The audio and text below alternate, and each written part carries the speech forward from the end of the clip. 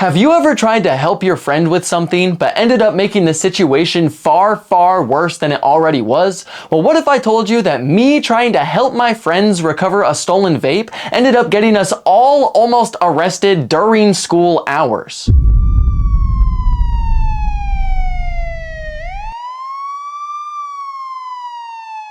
In order to fully understand this story, we need to go all the way back to 2022 during the second semester of my sophomore year. At the time, I had just gotten ungrounded from what was about 4 to 5 months of punishment being grounded to the house. If you watch the story of how I got involved with the FBI at 15, you understand why. But this story takes place just about a month after being ungrounded from that whole ordeal. And since I was ungrounded, I was finally allowed to get my driver's license. And since I got my driver's license, this meant I was allowed to drive myself to school for the first time. But since I just got my license, I was supposed to be on a 6-month trial period where I was not allowed to have any friends in the car, only family. But obviously, I did not care about all that. Every single day, we were stuffing my car, filling it to the brim with as many people that could fit in it as possible. It was essentially a clown car, and we would go anywhere we could to do anything besides schoolwork. Before we had a car, all of my friends would congregate at this gas station called Maverick. It was right across the street from the school. This gas station was essentially just fiend central, fiend city. Every single person there was on some type of substance, and if they weren't, they were going there to find somebody with some type of substance. And like, this gas station was pretty much just composed of all of my friend group. I had a fairly big friend group, and so all of us would just go to this gas station to skip, smoke, do whatever. But now that we had a car, it was like we unlocked the full map. Before we were just on the beta version, only allowed on campus. Now that we had a car, we could genuinely go wherever we wanted. So this was obviously going to turn into a problem because not everybody could fit in the car, but that wasn't too much of an issue because at this point, the school had suspended, expelled, or forced about 75% of my friends to transfer, and that entire friend group from the FBI video was completely falling apart. So I just decided to hang out with different people entirely, and you've probably heard some of their names in other stories. These people were Schmegan, Brody, my ex-girlfriend, and 2 other people who we will call Tegan and John for the sake of the story. You'll see why later. But every single day, all of us would congregate, meet up at my car, whether it was to skip school, just on lunch, we would just meet up at my car to drive around and do anything besides schoolwork. But we had absolutely no idea that just one of those drives was going to lead to all of this new friend group getting detained and almost arrested during school hours.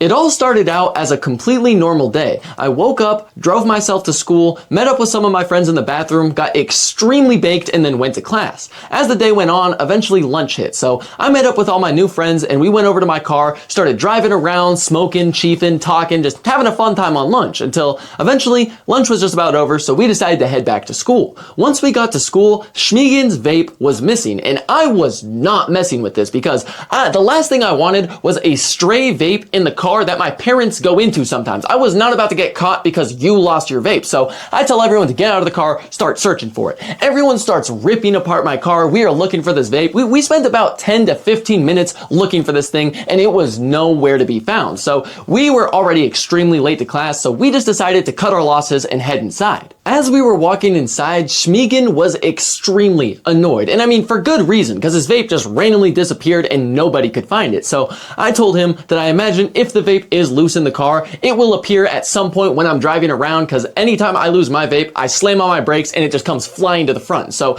I tell him that and he's like, okay, yeah, you're probably right. So school ends, I get in my car, I drive home. No sign of the vape. Go from home, drive to work, no sign of it. Drive back from my work to home. It's nowhere to be found. So the next day, I show up to school once again, lunch hits, everyone comes out, and they start looking for the vape once again. At this point, we've spent a collective at least hour searching for this vape, scouring for it. It is nowhere to be found. So at this point, I'm like, you know what? Fine. I'm gonna go home, I'm gonna detail my car, because I am going to find this thing. Because I was starting to get extremely aggravated, because for one, since this is my car, I did not want Schmegan thinking that I stole his vape, because I did not touch the thing. I hadn't even seen it all lunch. And the other thing, I did not want my dad catching me with a vape because my idiotic friends misplaced it in my car and all of a sudden he hops in, sees it, and I gotta explain that whole situation. So after detailing the car, I am coming to the conclusion that there was only 2 options that could have happened. Either the car ate the vape, swallowed it into a black hole, or somebody stole the vape, which obviously somebody had to have stolen it. There's no way the car just swallows the vape. We detailed this thing. It's nowhere to be found. Someone had to have stolen it. So I'm thinking this all in my head, but there's not really nothing I can do about it. So the next day, school comes around. I meet up with John in the morning. He comes over to my car. We're chilling in my car. We're chiefing, smoking, and we're just talking because me and him are theorizing. We're like, there's no way this just went missing. Someone had to have stolen it. It wasn't me. It wasn't him. It wasn't my ex. So it had to have either been Brody or Tegan. And we're leaning towards Tegan because Brody had basically no reason to steal it, whereas Tegan had way more of a motive and he was an underclassman with tendencies to do stuff like this. So we're like, it had to have been him. And as we're talking about this more and more, just easing it out of the conversation, that's when we see Tegan walking into school. So I roll down my window and I start yelling, hey, Tegan, come over here, right? So he runs over to the car, right? And this is when me and John instantly just start hyping up the thief. We're like, dude, we honestly think someone had to have stolen the vape, man. Because like, honestly, there's no way that the car just swallowed it, but whoever stole that had to have been smart, dude. Like, that was so slick, nobody noticed. Like, that's gotta be a good thief. They gotta be amazing. We just start hyping up the thief, making it seem like the coolest thing in the world, the most clean getaway. We're making it seem like it was a heist type vibe. And as we're hyping this up, that's when Tegan reaches in his pocket, grabs the vape, and flashes it to us, standing all proudly. Tegan did not realize we did not think this was cool whatsoever. Stealing from your own homies is complete bum behavior.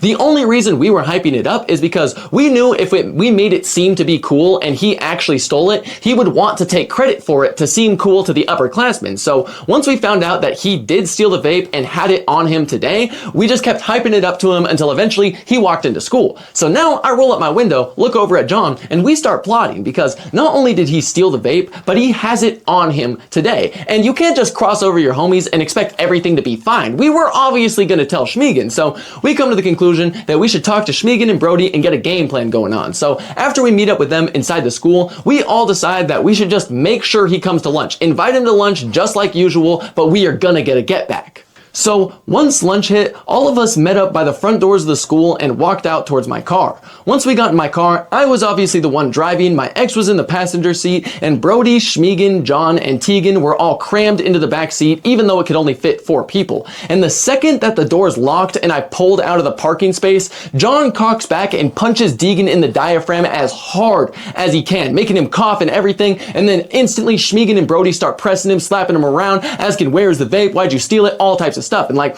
I'm not entirely sure where I'm going. I'm just driving. So I'm driving, trying to find somewhere to pull off to. And like the whole entire time that I'm driving, they are slapping Deegan around, throwing him around, punching him, trying to find out where the vape is because he is saying that he doesn't have it, which is obviously a lie because me and John just saw him with the vape. And so I'm pretty sure I drove just about a mile up the road, took a right, and like whole time I'm driving, they're nonstop slapping him around. I don't exactly remember what was being said back there because this same exact day, I was piecing together the fact that my ex-girlfriend was getting stuffed like a Build-A-Bear from multiple different dudes, including her own brother. So like, I could not care less about this Deegan stuff. I'm trying to figure out this relationship stuff and this cheating stuff. So I'm like, I don't care what's going on. I just know for Schmiegen to get his vape back, we need my car and we need to drive somewhere. So I got y'all. But after driving around for a little while longer, everyone in the back seat starts just repeating, pull over, pull over, pull over. So I'm like, fine, let me find a spot to pull over. I'm looking for anything on this road we're on until eventually I see this one business that has like maybe 3 cars parked up and there is a gigantic parking lot. So I pull into this parking lot and at the very far side of it, I can see this like tiny grassy area that's surrounded by curbs, 360 degrees. It's got like maybe 5 or 6 trees in that grassy area and what used to be a shed, but they've recently tore down the shed and replaced it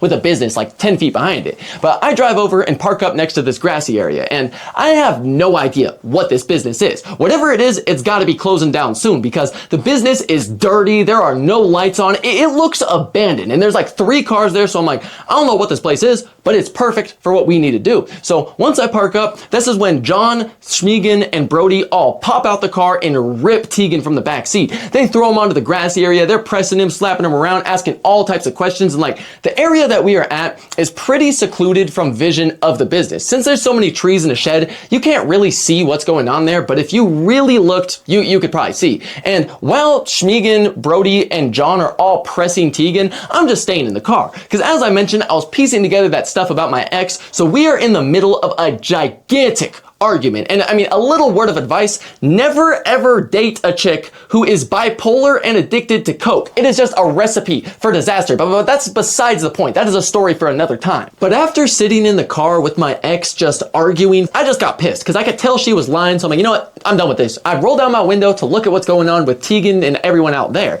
And all that I hear is them just yelling at him. Well, where is it? Where is the vape? And they're all like, Tegan is on the ground. They are all surrounding him. They're pressing him, yelling at him, asking where the vape is. Tegan is holding back tears. He's like, I don't know. I don't have it. I don't have it. Which, like, obviously we saw him with the vape. So we know he's lying. We know he has the vape. So at this point, this is when John's like, okay, you don't have it? We gonna grab your backpack then. So he opens up my trunk, grabs Tegan's backpack, and just starts dumping it out straight onto the parking lot. Papers are blowing everywhere. Everything is getting scattered across the parking lot. He is emptying every single pocket onto the ground of the parking lot. And while he's doing that, Brody and Schmiegen are just throwing him back on the ground because he keeps trying to get back up and they're just throwing him back down to the ground. They're like, dude, if you want this to be over, just tell us what you did with the vape. We are not letting you get up until you tell us what happened. And so John finishes looking for through the backpack. There is nothing in there. So he goes back over there too. And at this point, he gets over Tegan and he starts to threaten him. He's like, are you going to tell us where the vape is? Like, you want this to end. If you want this to end, tell us where it is. And so that's when Tegan just starts crying his eyes out. He's like, I gave it to a friend. Now, the thing is, Tegan was a compulsive liar. This dude would lie about all types of just the most random stuff. He would come up to us and tell us he lives on like a $15 million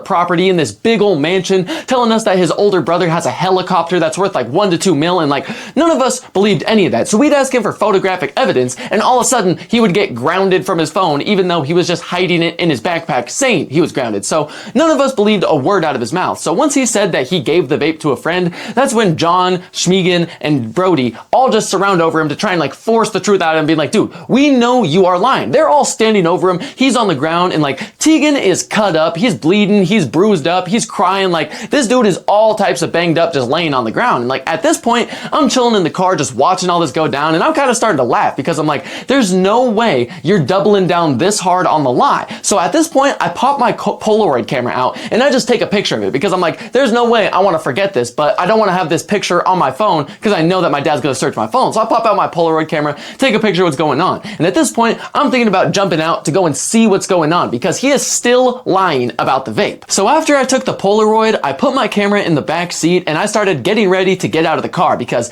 this is taking forever. I want to speed things along, like we need to go. And right as I'm opening my door to start pressing Tegan as well, this is when John just spins around and starts tweaking out. He's like, oh shit, oh shit, oh shit, oh shit. Just starts repeating that, runs to the back of my car and starts scraping all of the papers from the floor into the back seat. He is taking all of the papers from Tegan's bag that he had just emptied and he's scraping them, throwing them into the trunk like as quickly as he can. So everyone's seeing that. We're all really confused what's going on. So we're like, whoa, what's happening? What's happening? And this one he's like, no, I think this bitch called the cops. I think this bitch called the cops. He is tweaking out, just repeating. He thinks that this chick called the cops. So we're like, oh, hell no, right? So I jump up out of there. I start scraping all those papers off. We're shoveling them into my trunk, throwing them as quick as possible, getting the backpack. And this is when Schmiegen comes over. He starts getting on cleanup duty as well. While we're doing this, Brody is talking to Tegan and he's like, come on, dude, we got to get in the car, man. Like, you got to stop crying. Let's get the act together. We got to go. Tegan will not get up. He is sobbing. He's in pain. He doesn't know what's going on. And so Brody's like, come on, dude, we got to go. We got to go. It's not working. We get all the papers in the trunk, close the trunk, force Tegan into the car, and we start driving. Cause I'm thinking we need to get out of here as quick as possible. If this chick actually just called the cops, we should have at least like 5 minutes to get up out of here before any cops show up, so we need to leave. So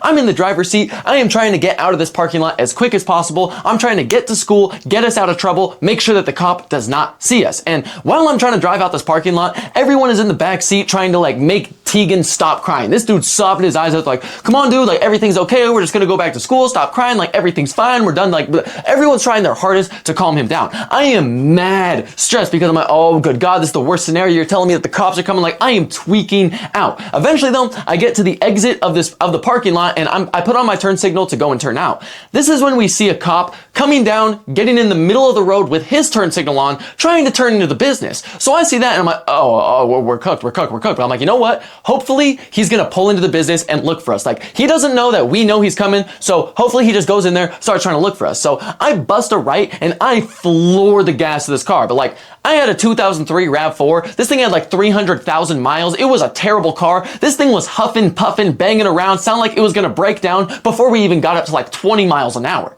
I am pushing this car the hardest I have ever pushed it, and we still aren't even reaching 20 miles an hour. Like, the pedal is to the metal. I am staring in my mirrors like, oh, please go into the business, please go into the business. But instead of turning into the business, the cop turns on his lights and just flips a bitch, starts hawking us down instantly. And like I said, my car was not a good car. This cop got up to us in like maybe 0.2 seconds while my car is floored. So I'm like, oh no, we're done, we're cooked, we're done for, right? So I know that I have to pull over now. My RAV4 is not outrunning the cops, so I'm like, I gotta pull over. I put on the hazards to my car and I pull down this side street. I am going slow as all hell because like, I know that I have the right to like pull over once I feel comfortable. Regardless, I'm comfortable, but I have so many illegal things in this car that I could get charged for. So like, I had a pen and a vape. My ex-girlfriend had a pen and a vape as well. John had a pen, 2 vapes, and multiple carts. Tegan had another vape besides the one that he stole, and Schmegan obviously didn't have anything because his vape got stolen by Tegan, but the amount of stuff in this car all would get charged to me, because if you guys don't know, if you have like any friends in your car who have some type of substances, drugs, whatever the case is, if you get pulled over, that stuff is yours. It is in your car, the car's in your name, you get charged with every single one of those. So I'm like, I'm not even allowed to have you guys in the car. That's already a problem in itself that could get my license taken away. You're telling me there's at least 4 pens in this car and multiple carts that I'm gonna get charged for? We gotta hide these. So we're stuffing my seat covers with anything and everything that will get me like criminally charged. I'm putting every pen, every vape down there. Anything that won't fit in there, I'm taking up all the trash from the side door of my car and we're stuffing it below the trash, putting the trash back on it, and eventually we get everything hidden, so I pull over. By the time we hid everything in my car, we're pulled over on the side of the road. Tegan is still sobbing his eyes out, and like every single person is trying to console him, trying to get him to stop crying, until eventually John is just like, dude, you need to stop crying. All that you did was steal a vape and you got fucked up. Do you have any idea what's gonna happen if we get caught because you can't stop crying or because you snitch? And that made him shut right the fuck up, because he did not want to deal with what was gonna happen to him if we got caught because of him. So now Tegan is slowly stopping crying. I'm staring in my mirrors, just looking at the cops behind us, and I just know that I am beyond cooked, because I literally just got ungrounded from getting the FBI's attention and having my school label me a terroristic threat to the school, and now I'm about to get arrested during school hours. Like, I know I am cooked. My dad is about to kill me, so I'm sitting in this car and my anxiety is just skyrocketing. So I'm sitting here waiting for the cop to come up to my car and talk to us, but he just doesn't. As we're sitting in this car, more and more officers start just flying down the roads towards us, but it's strictly unmarked cop cars, sheriffs, and state troopers. Like, the most like high-ranking people are the only ones that are showing up to the scene. So I'm like, oh, this cannot be good. Right as I'm seeing them all fly down, that's when a cop gets on the megaphone and just starts yelling at us saying, "Driver, turn off the vehicle now." So I'm like, oh, no, this is so bad. So I turn off the vehicle, and as I'm turning off the car, I think that they're gonna keep saying stuff, but they don't. They're just sitting there. More and more cops are pouring into the street, because like, I pulled off onto a side street and like there were multiple businesses and other roads around us. The cops are showing up and blocking every single exit, entrance, side street. They are barricading, making a full circle around us so we have nowhere to go. And like I said, I'm in a 2003 RAV4. There is no way I'm getting away. And all I'm seeing is unmarked police cars and sheriff cars blocking off the road behind us. Coming down the road, there is just non-stop state troopers with their lights. Some of them are pulling up to block off the parking lot. Some of them are blocking off the road to go straight. They're surrounding us. So I'm sitting here and I know that I'm cooked. Like, this cannot be good. I did not think that pressing Tegan was gonna be close to this serious, but now I know that I'm done for and am most likely going to juvie, because as I explained, I just got my driver's license. I was on the test period for my driver's license, which meant I could not have anyone in my car who wasn't family. I didn't have 1 or 2 friends in the car. I had 5 people in the car, and the back seats only held 3 people. So not only do I have people in the car I'm not allowed to have in there, there's not even enough seats or seat belts for them to be in there. So no matter what, I am losing my license instantly. But on top of that, all of the vapes and pens that are in the car are labeled as mine. If I get arrested, they're gonna go in the car, they're gonna find that. That's even more time on top of that. And then the worst part of all this is at the time, I was working at this restaurant called Azteca. I was a busser, so I would go around bussing tables, which meant I got paid almost entirely in cash. Since I got paid entirely in cash, instead of using a wallet, I had this crossbody Jordan bag that I would just put all my cash in, my IDs, my chains, like anything that was expensive or important would go in that bag and stay on my chest. I had that on me at this point. There was just about $1,000 in this bag, multiple chains, and that's where my ID was. So if they come up and ask for my driver's license, I gotta open up that bag and they're gonna see everything in it before I hand them my license and they find out no one is supposed to be in here. That bag alone made it look like I was scamming and dealing, which I mean, was not entirely wrong, but most of this money did just come from working at Azteca. And I'm like, I'm just literally panicking. I'm having an anxiety attack. I know that I'm done for. I'm trying to think of any way to get out of this, but how are we supposed to possibly get out of this? Because like, as that we're like sitting here and I'm gonna just have like everyone in the backseat is panicking, talking, everything, I am dead silent, disassociating, just trying to think. And I keep coming back in reality and all I'm seeing is all of these cops jumping out of their cars and they're like fucking all getting in different formations around and everything. And like, as I'm looking at this, I am panicking, I'm tweaking out, I'm trying to figure out what to do. And that's when from behind me where those cops initially were blocking the road, they get on the megaphone again. They just say, "Driver, step out of the vehicle now." So I'm like, oh, good God, right? So I open up the door, I step out of the vehicle, and like, I'm facing where the megaphone is. Every single one of those people have their guns drawn, pointed at me, right? And then that's what they get on the megaphone. "Turn around now, hands on your head." I'm like, yep, okay, y'all got it. I turn right around, hands on the helmet. I am not getting shot today. So I put my hands on my head, I turn around. Everyone in front also has their guns drawn. All of these cops are in front of their cars, guns drawn, all pointed at us. I'm like, there is no way this is this serious, but I'm just complying. I don't care what's going on. I'm doing what y'all say, right? So I got my hands on my head. They tell me to walk backwards slowly. So I slowly start walking backwards towards them. So as I'm walking back, I am just genuinely so confused because all we did was press Tegan. Genuinely, he got slapped around, he got beat up, somewhat jumped, you know what I'm saying? But it could not possibly be this serious. And like, as I'm in the middle of these thoughts, trying to figure out what type of call they got for this many cops to come up, that's when they just grab my hands, throw them behind my back, cuff me, put me on top of the vehicle, take off my bag, throw my bag across the hood, and then they just throw me in the back of the vehicle. These cuffs are on way too tight. I'm sitting on my hands. I am too tall to even be in the back of this cop car. I am so uncomfortable staring out this window. But my number one concern right now is how genuinely stupid my homeboys are, because if the stupid ones get put together, I know they are going to talk to each other. And if they talk to each other, there is an enormous chance we are going to get caught. So I'm sitting there, oh, just please don't put my stupid friends together. Please don't put my stupid friends together. As I'm thinking all these thoughts, they get back on the megaphone and just yell, "Driver's side passenger, step out of the vehicle now." So that's when I see the door right behind my seat open up and Schmiegen pops out, right? And these doors that are wide open are giving me so much anxiety because, as I explained, the door trash is where we hid a lot of the pens and carts. So the doors are open and the paraphernalia is just right there in like plain sight. If they want to go there, lift up some trash, that's the first thing that they're going to see. But the officers are not approaching their car. They're all just staying in their formation. They got their guns up at Schmiegen, and Schmiegen has his hands on his head, just slowly walking back. Once Schmiegen gets back to them, they slam him on the car, cuff him, and that's when they start talking to him. And like, I'm pretty nervous about this because they're talking to Schmiegen much longer than they talk to me. And Schmiegen, he's not exactly the brightest of the friend group. So I'm like, please, of all people, do not talk to Schmiegen, right? And after maybe like 20, 25 seconds of talking to him, they threw him right in the cop car with me. Once he gets in the cop car, this dude instantly is trying to just talk to me, start yapping. So I'm like, I just start making some noise. I'm like, don't talk, shut up. I'm like, I'm just trying to make noises to make him process, we are not talking while in these cars. We're not talking this entire time until we're done. And as I'm trying to do that, he just cuts me off. He's like, whoa, no, like, genuinely, how many people are in the car? I think I lied to him. And I'm like, well, what the fuck are you talking about? There's 4 people left in the car. How could you have lied to him? He's like, oh, wait, yeah. I told him that there's 3 left in the car.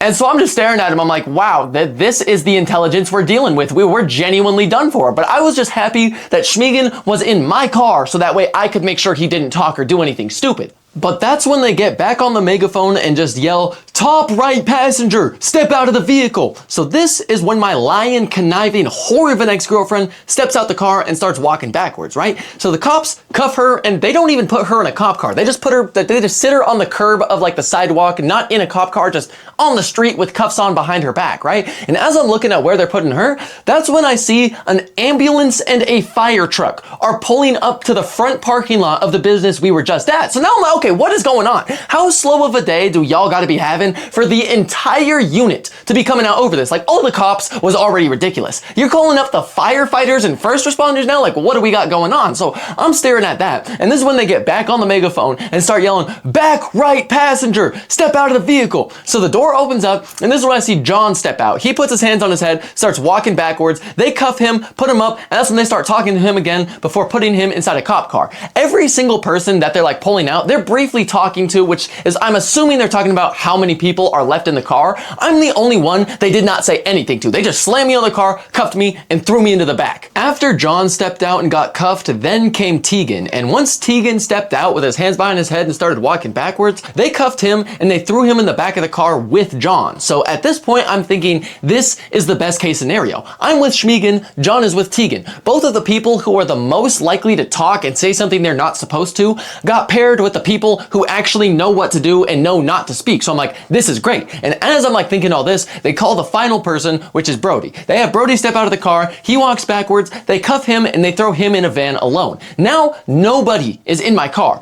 All four doors are wide open and the cops are now approaching my car. So I'm thinking, I'm like, oh, this is so bad if they like actually like start looking into my car and digging around type of thing, right? But the cops walk up to my car and they kind of just start peering in. They're not touching anything, they're not moving anything, they're just like looking inside the car, walking in circles. And then eventually, after they're kind of like done analyzing for what was probably about a minute or so, this is when they all just stand there, congregated, they're like angrily talking and everything. And by this point, it's been at least, I want to say like 30 minutes since they tossed me in the cop car initially. Like, this has not been a quick process. Once I got in that cop car, it took about like maybe 5 minutes for each person to get like pulled out of the car, and it has been forever. But now that they like looked in the car, they're angrily talking, this is when they start walking up to all the cop cars and they just open up doors and close them until eventually they get to my door, they open it and they're like, "Are you the driver?" So I'm like, yeah, that's me, I'm the driver, right? And so they're okay, step out of the vehicle. So they take me out from the back of the cop car and they close the door. Now Schmegan is all alone in this cop car. They take me to like the front of it around where my bag is and they just start talking. Okay,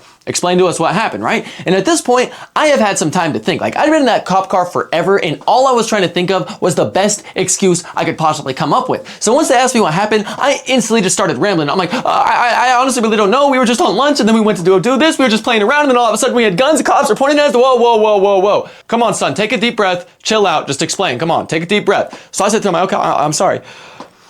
Me and my friends were on lunch at school and we were just driving around and we ended up pulling over and we were just shooting each other with my Orby gun and then whoa, they just cut me off instantly. They're like, did you say Orby gun? The second the officers heard me say Orby gun, their faces changed from like concerned and confused investigating to just pissed off and dismissive. And this was literally perfect because during this time, this is when Orby guns had just become popular. People all across the country were making police reports because of Orby guns, and the officers were so tired of dealing with it because they just felt like it was a waste of their time. Every single day, some officer across country would get a call, kids shooting Orby guns, they'd have to go investigate it, and people were genuinely getting arrested over these, but the police officers in my area hated them so much that there was a lobby to try to like ban the Orby guns, but I knew that I had mine and this is my best bet. So I'm trying to explain to them, I'm like, so we were just on lunch, we were just having an Orby fight and we were just shooting the gun at each other. We were just in this parking lot because we didn't think anyone was working there, and we're on our way back to school when we got pulled over. Like, I'm trying to explain this whole made up story. I'm making up some of it on the spot while trying to explain it to them, and as I'm doing this, they just cut me off. Like, to be honest, kid, I do not care about the details. I do not. You spare the details for a different time. If you can prove to me that you have an Orby gun, That's all I care about. And so I'm like, yeah, I can prove I have an Orby gun, because at this time, I always kept my Orby gun in the trunk of my car in case I ran into some of my friends across town who also had an Orby gun, because then we pop out, start shooting each other. So I knew I had it in my trunk. So at this point, I am talking to about like 6 to 8 police officers, but only one of them is asking me questions. The rest of them are just surrounded, like listening to my answers. All of them hear Orby gun, and I can tell that they're just aggravated about it, right? And so this is when they just cut me off, told me to stop talking. They take off my handcuffs. Like, if you have an Orby gun, show us, right? So I walk over to my car, I open up my trunk, move around a couple backpacks, all the scattered paperwork from Tegan, and I grab the Orby gun and just put it on top. I'm like, yeah, the Orby gun's right here, right?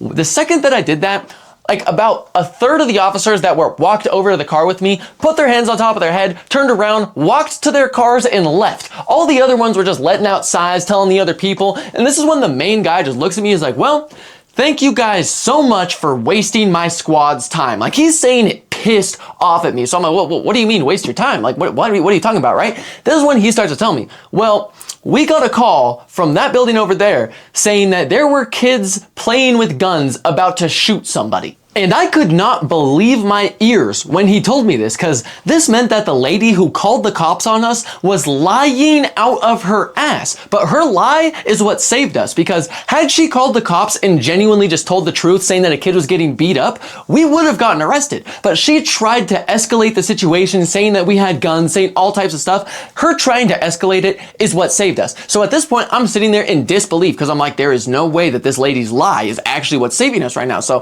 I'm sitting there, right? And this is when the main officer walks away to like grab my bag that was left on his car. All of the other officers are going to the cop cars, they're letting my friends out, they're uncuffing them, all that stuff. And now, this is when the officer walks back over to me, hands me my bag. They were so distraught and annoyed by this Orby gun, they didn't even perform a proper traffic stop. They didn't look at my license. They did not run my license. They didn't even as so much as ask me if I had a driver's license. Had the cops so much as looked at my license, I should have gone to juvie. But they were just so pissed off that they had like a false alarm about a shooter that they just didn't care about any of the other stuff. Because the story that I told them, the reason I was rambling, doing all that stuff, I was trying to make it seem like we were genuinely just some innocent kids having innocent fun, just playing with Orby guns, and that this just got blown way out of proportion.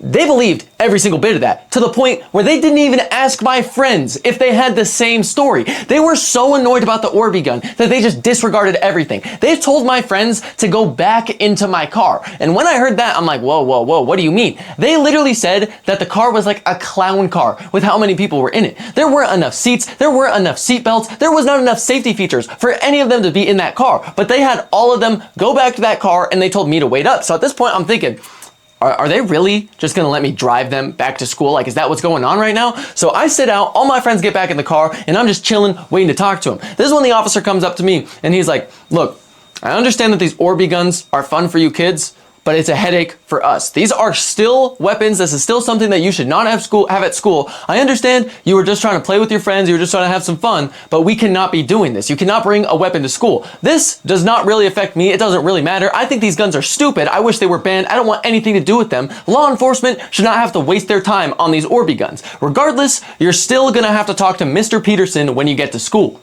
Mr. Peterson was our school's police officer, and the officer I was currently speaking to said that he was already going to let him know that I was on the way, so I better go straight to Mr. Peterson when I get to school. And after that, he just told me to get rid of the Orby gun because nothing good comes from them, and then let us go.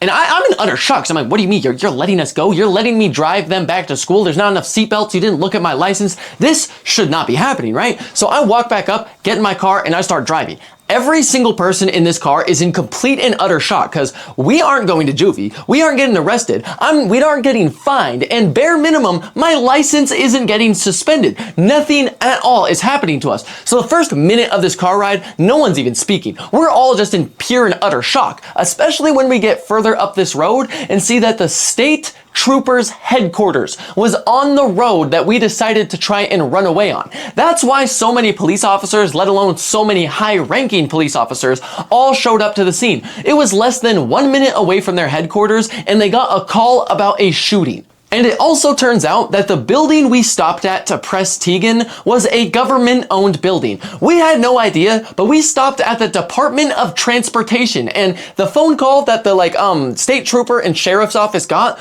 was from another government official saying that a government-sanctioned building has shooting threats. So it makes a lot of sense why so many cops and ambulances rushed over there as quick as possible to try and take care of it. But had that lady called and told the truth, this would have been a completely different story, and I most likely would have went to juvie. But instead, I just got to drive my friends back to school. So eventually, throughout this drive, we get back to school, and we are like over an hour late to our next class. So all my friends pop out the car, they all start walking back to class, and I went to the office to talk to Mr. Peterson and Mrs. Johnson. As I walk to the office, I am stressing out so bad. My anxiety is skyrocketing because if you watch the rest of my videos, you know that this entire school year, the school was non-stop trying to expel me. And this was the last thing that I needed to happen. I was 90% sure I was getting expelled when I walk in this office. And once I got there to talk to Miss Johnson and the police officer, all they're gonna say to me is, "There's no need to speak. The cops already told us everything." So I feel like I'm cooked. So I just start apologizing, trying to make it seem way less bad than it is. I'm just like,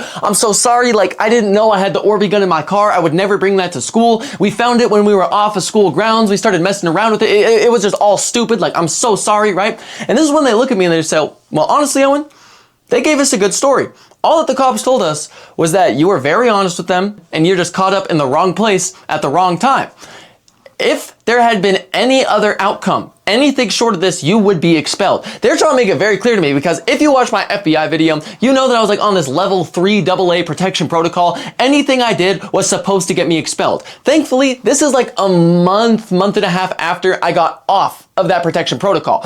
Anything I did should still get me expelled. I don't know if the stars aligned. I don't know if I got plot armor. I don't know what happened this day. This was the luckiest outcome I could have possibly gotten because I didn't get suspended. I didn't get expelled. All I got was 3 days of lunch detention and none of my friends got in trouble. I was the only one who got punished. And I'm just sitting here in utter shock because I'm wondering what on God's green earth the cops could have possibly told the school to make it seem like I was that good of a kid. It seems like the story that the police officers told the school made me out to be some goody two-shoes kid who was doing absolutely nothing wrong. And I'm assuming this was obviously because they did not want to do paperwork over an Orby gun. They were pissed about that, so they just wanted it in the school's hands because they were upset about their time getting wasted. Regardless, I wasn't going to complain. I could not believe the outcome we were getting, and if the cops wanted to tell the school I was that good of a kid, that helps me because I'm not getting expelled. So I'm sitting there just wondering, how did we get this outcome? This entire day has been all over the place because all those cops show up for no reason, for a false alarm shooter. I think I'm getting arrested. I think I'm going to juvie, and now no one's getting in trouble besides me getting 3 days of lunch detention. Hell yeah, I'm gonna take that, right? But regardless, they still had to call up my dad. So they call up my dad, they tell him what I did, right? And I just know my dad's gonna be livid. And eventually, the school day's over, I have to go home. My dad was livid. He was pissed because I don't blame him because this is my 6th or 7th run-in with law enforcement in the past maybe 9 months. I was constantly getting caught up in something just being wrong place, wrong time, but also just doing bad stuff, you know what I'm saying? But my dad was mainly upset about the Orby gun. He constantly told me, you better not take that Orby gun to school. You better not take that to school. You're gonna get in trouble. Nothing good comes from those, da da da da. And now that I did get in trouble because of the Orby gun, he is screaming at me to being "I told you this was gonna happen. You're so stupid. You should have taken the gun out of your car, da da da da. Going on and on about how irresponsible and stupid I am. Little does he know, me forgetting to take that gun out of the car is the only reason that my friends got saved from far, far worse.